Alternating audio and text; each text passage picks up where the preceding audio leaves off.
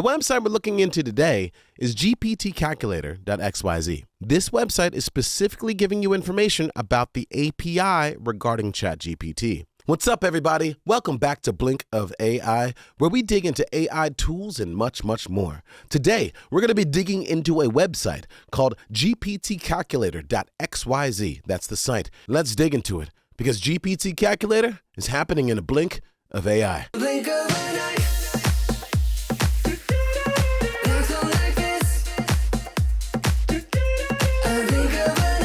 The website we're looking into today is GPTCalculator.xyz. This website is specifically giving you information about the API regarding ChatGPT.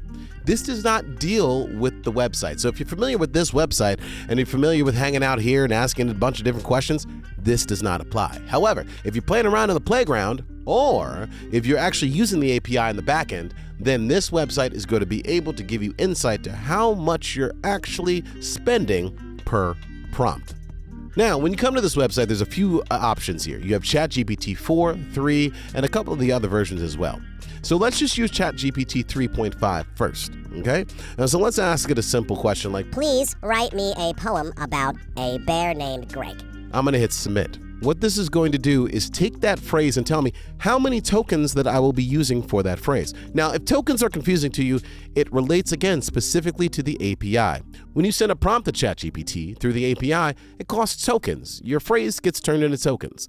And then on the response, it also gets turned into tokens. And these tokens have a value, and that's what you're spending. All right. So this short little prompt here using ChatGPT 3.5 tells me that I use 12 different tokens, 12 tokens, and it shows me the rate, tells me the cost. Very cheap. Very, very, very cheap. If anybody wants to go to the club after this, you let me know. We'll get nuggets for everybody. All right. Let's go to ChatGPT 4 and do the same exact thing. Let's find out what happens. It tells me that I'm using still 12 tokens, but the token and the rates are going to be different as a result. And you can say that these are a lot more expensive than that 0.0002 cents that we saw a previous statement. Now, you're probably wondering what the contexts are and what this all means. Now, but let's go ahead and hit OpenAI pricing if you go over to this website. This is the pricing from OpenAI. Now, there's two different contexts for pricing that you can have. Now, there's 32K context versus 8K context. This one Reddit article clarifies this as being 32K context is about 52 pages of text, and the 8K context is about 13 pages of text. And if we look at this one article through the Help Center on OpenAI, it says that they're rolling out 32K versus 8K separately. So this is a very specific request that you're going to have to make, at least at this point. And right now, this is just the beginning of April for you to be able to distinguish between these two models. By default, I believe you're going to be getting the 8K model at this particular time. Just know that this breaks out, though, the cost. Depending on the context that you are set up to be using through the API, you can see the associated costs here for the prompt that you have.